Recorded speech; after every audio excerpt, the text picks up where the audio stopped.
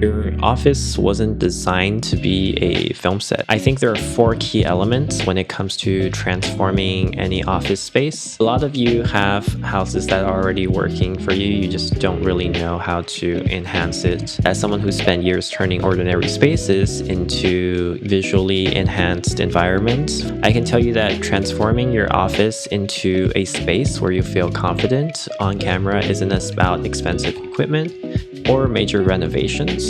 So today I'm going to be share what I've learned from, working on film sets and helping my clients sort of overcome these exact challenges through production design, depth, lighting, and camera angles. Hi guys, this is David with Denim Stitch Creative. Today we're going to actually be talking about something that gets brought up by my clients a lot. Like recently I've heard a lot of them talk about how, hey David, I don't like something in my office space. It doesn't look like the brand, or like, my videos don't look as good as I want them to look. And, I'm losing my confidence in trying to shoot them because it doesn't look as professional as I'm hoping it does. And so I've been, holding off on doing my talking heads, my podcasts, my whatever content videos that I'm supposed to be doing because of it. So today I'm going to be talking a little bit about how to enhance your space for camera. So through this video, we want to be able to reanalyze our space and transform it into a environment that's more camera friendly, right? So that you can get more out of, and you can elevate your visuals and stay more on brand to what you're trying to do for your content marketing. So before we even get started with what the elements are, I want you to be able to find a reference. It might be some YouTuber you're following, it might be some other competitor that you're looking at, or it could be just something you found on an image database. So here I'm using ShotDeck because this is kind of industry standard for us to be looking for visuals to reference to. And I pulled up a couple of these that are pretty much office setups in different ways. And by looking at them, you kind of can see like you can do a lot of things with different spaces. Like if we're looking at these, even with the white walls, right, or the white shelves, you can do a lot of things to make it more interesting and fun. So we're going to go over how this actually works, how a filmmaker sees it in a more processed way. So we want to know, first of all, there are basically 4 key elements that we should be looking at when we are designing our office space or any really film space in general, or when we're filming anything in general. We should be considering these 4 things. Throughout the priority, at the top we have production design, we have the secondly depth or the space itself, we want to look at lighting and shadow, and then finally we want to look at camera and the angles, right? So believe it or not, camera and angles are actually the least important when it comes to looking for or designing a visually pleasing space. That's like the last element of all of them. So production design, when we're talking about production design, we're talking about all the factors like what's in your background. For instance, if you're looking at my current setup right now, we have, hey, this is the scene.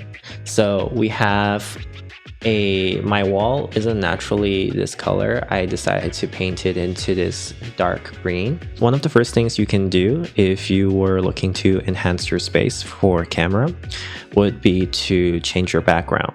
Those wall stickers to stick onto it, or just changing it to a darker color that's probably on brand for you, and getting it, the room painted essentially, is a big plus.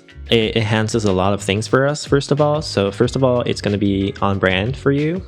If you are going to paint your wall, or if you are finding some sort of texture to stick onto it, you want to be able to use something that's not reflective, that doesn't, have weird spots on it when the light shines onto it, and is definitely going to be less brighter than you when the light is hitting you, right? So for instance, white walls, usually we, as a filmmaker, we would be able to, when we're working with production designers, my roommate used to be production designer, and, we would talk about using off-white walls. It would never actually be a white colored wall.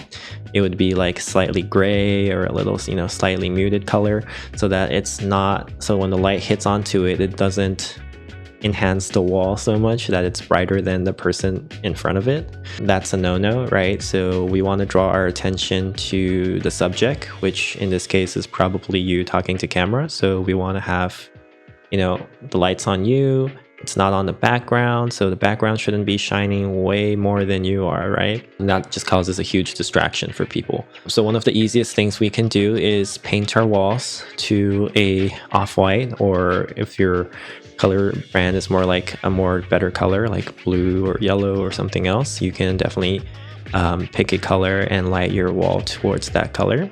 I would go a little darker because when the light, let's say your space is limited, when the light hits it, it will inevitably bring it up a couple of stops, so it'll look brighter than it really is. Secondly, we want to look at the color palette, right? So if you're looking at the pictures, the shot deck references that I was looking at here, you'll notice that everything sort of is within the color wheel. Like these are pretty obvious. Like I'm helping out someone do like a more bluer wallpaper, for instance, right? So you'll see like a lot of the colors here. This is definitely a more bluer one, right? Maybe a little lighter. You see the walls, they're not definitely like, that's probably not a real white wall. It's definitely somewhere muted in these colors here. Even with these, nothing's like truly white colored usually, unless you're going for that look for your brand, and that's a different thing. Most of the time we're trying to avoid backgrounds from being too shiny, and you'll notice in a lot of these, like that wall is super dark, right? And these are just little like spats of color through light that it's creating. So take that into consideration when you're doing your background. Obviously, it's like a big part of the visual, especially when you're doing talking heads and we're only seeing you and the background. See, this one's a little more off-angled, but you'll notice that there is a very strong sense of color paletting for everything. And this also goes into kind of like your wardrobe. Now that we finished talking about color palettes, we can go into what you're wearing is really important as well. You want to wear things that are either, within the color palette, which is like your brand style guide, right? Like within your brand style guide, that would be great. If not, it can be something that stands you out from the background. See, a lot of these things are to enhance you out of the background that we're talking about, and this same thing applies for when you're on film sets, wearing colors that are either close to the background, complementing the background, the art, or it's something that stands out the characters outside of the background, right, or the environment. So once you do that, we also want to look at what are the textures in your space, right? Does it feel very reflective? Do you have like a lot of glass going on, like windows, fish tanks, anything like that? Or is it something that's more, absorbs light? Like it could be like wooden textures, like a cabinet, if that's kind of like what your office space feels like. These are all things to take into consideration. Are the colors muted? Is the wall some chunky, sort of very texturized fabric that you can almost feel by looking at it? Or is it very polished and minimalistic? These are all things to take into consideration when you're doing the production design aspect of it. So the reason I put production design as the top of the list is if you talk to any filmmaker, or specifically if you talk to any director or cinematographer, they'll let you know how important art is when it comes to crafting the visual elements of it. Like having it is literally half the battle sometimes, right? And when you don't have it, like usually, directors or DPs who are on a low budget situation, they would look for locations that already enhance or that already carry some of those elements and use those locations to find, so we're talking about places that have big spaces that already have some of these things that, have texture, have backgrounds that are, distant, that has a certain color palette and that can differentiate people from the background, non-reflective surfaces or walls. These are all things that, create good visuals, essentially. So if you had all of those, everything else that follows kind of, helps out to enhance your story at that point or enhance your visuals at that point. So secondly, we're going to move into depth and spaces. So when we're talking about depth, we're talking about factors like, how far your foreground, midground, and background are from each other. So obviously with a smaller space, you're limited in that depth. Sometimes you have to use, wider camera angles or, depending on that, longer camera lenses to kind of like compress space or, create more space out of it, because that's what lenses do. By separating your foreground, midground, and background, you're creating a more three-dimensional experience, and that's what we call depth, right? So what type of space are we dealing with is really important. A rectangular space is different from a square space, it's different from a round space. By placing objects in those, foreground, midground, and background, you're able to create more dimensionality. Video technically is a two-dimensional medium, but through the abilities of, space and light and, placing objects in different zones of the camera or the different zones of the environment, we're able to create a sense of three-dimensionality. And then thirdly, you want to know how easy it gives space for art and lighting. So if everything's all squashed together, the chances are you aren't really easily able to, maneuver in your space. That limits kind of your visuals, it limits your creativity. It's just better if you had more flexibility in designing the space. So it definitely always, we're looking for bigger space. Obviously, if the space is too big and you don't have enough things to decorate it, then that can be another problem too, right? And then afterwards, we're looking at lighting and shadows. And this is like my favorite part because, I used to be a chief lighting technician for the past 5 years. So, I really do love lighting. So lighting is not just exposing, right? It's not just making sure we can see everything in the frame, but it's also taking away light, which is the shadows, the negatives, the darkness. It also plays a role. With darkness, places that are illuminated are actually stood out for us. So when we're talking about lighting, we're talking about factors like the lighting ratios, and lighting ratios are essentially sort of a more complex idea to think about, I guess, if you are a business person and you've never dealt with this before.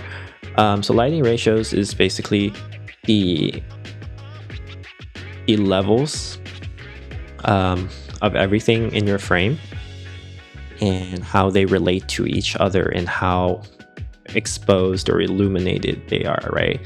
So for instance, your main source of light could be your key light, as we call in the film industry. Your key light is usually the light that's going to be illuminating you in this context, since you're going to be doing it for talking heads. A lot of people just do it in the full frontal where it's like sort of a butterfly light and it's just pleasing if they're using a softbox, at least. I hope you're not using some crazy hard light on your face without any sort of diffusion. But usually with the softbox on, you get a pretty good level on yourself. Sometimes, as in the film industry, we'd actually like to increase contrast. So we would actually add negatives into our face. So there's usually, areas that are in shadow and areas that are in light. And we kind of like play with those. It's like a balancing act, really. And then this is much more done by taste. So you can take it however you want, as long as you feel like you're standing yourself out. That's the main objective of lighting, really, is to stand out the features that we want to stand out, right? And then we're also going to be doing a lot of taking away light. If lights just exploded everywhere, that would be horrible, right? Then everything would be at the same level and nothing would be stood out because everything is all, exposed properly, and then we don't know where our eyes should lock into. Now, luckily for Talking Head, this is why lighting and shadow is actually lower on the list. If you have production design and if you have depth and space dealt with already, usually everything else falls and becomes easier. Number 3 is we want to know how to enhance the character or space. A big ability of light and shadow is to create pockets of these spots, right? That we want to be like, oh, this is the things that we want highlighted, and these are the things that are less important, so we don't want to see it as much. It's a great way. If you want to think about it, it's like lighting and shadow is kind of like makeup for filmmaking, right? And by that, I just mean for the visuals. If this was a face, right? If a movie was a face, light and shadow, it would be like contours and highlights on it, right? And to enhance features and hide away blemishes or whatever, right? That's a way I kind of think about it. And finally, once all the other things are dialed in, then you want to think about camera and angles, right? When we're talking about camera angles, we're talking about factors like, so first of all, how much of the scene we are seeing. So depending on how wide or zoomed in the lens is, right, a long lens or a wide lens, we're going to be seeing more or less of the scene. And sometimes outside of this box, there's probably nothing to look at and we don't want to see it, and we really only just need to see a certain area. We would choose a longer lens to create that kind of space limit. We can do this in 2 ways. So we can either, put a lens on and move the camera back, or move the camera close, so there's that physical distance of a camera moving. But we can also choose a wider or longer lens to compress space and see less, right? So when we're on a longer lens, we are more zoomed in, and when we're on a wider lens, we see more of the space. So secondly, we want to notice another idea is how much the lens is compressing the space and object. So when you're on a wider lens, usually everything object to object, right? The distance between me right now to my background, for instance. I'm on a wider 35mm lens on a full frame. So it feels like I'm really far off to the background. But if I choose a tighter lens, suddenly the space between me and the background will be much more, it seems like we're much more closer, but it's also much more tighter, that it's more zoomed into me. So those are things you want to take into consideration. And that's also the most technical part of it, right? I feel like as we go down the list from production design to camera angles, it gets harder to, you have a harder time playing with it because you have to do a little bit more research to understand the sort of the lighting ratios, the camera angles. So it becomes more complex for maybe a business person or someone who's never done filmmaking before to understand like the concepts of this. That's why I think when we're putting out this list, the top is production design and it moves all the way into camera and angles, because that gets very technical very quick. And then finally, we want to see how the camera or the angle enhances your features, so the character's features. Some people look better on longer lenses, some people look better on wider lenses, and sometimes it's due to this limited space that we need to choose a lens that works for the space. And sometimes we need to move the camera around to find that area, right? So these are kind of like the 4 elements that make up a visual image. And these are kind of the things we're thinking about when I'm enhancing the space, or I'm augmenting the space, as we call it. Like a lot of times we talk about augmenting light. So I hope that gave you some ideas on how to enhance your office space that you're currently in right now. Obviously, there are a lot more different things you can think about when doing these. So these are the 4 things that you could probably look at to help you dramatically increase your visuals for your podcast talking head or whatever it is that you're doing, looking into the camera. I hope you enjoyed this video, and if you have any questions, feel free to leave a comment, like, or subscribe to our channel. We will be talking more about how to help businesses rapidly build, elevate, and expand their video capabilities. And mostly we're just here to talk you out of doing video because a lot of you actually don't currently need video marketing at this point. But if you do, feel free to book a 15-minute call with us and we'll see if we can help you out. See you on the next one.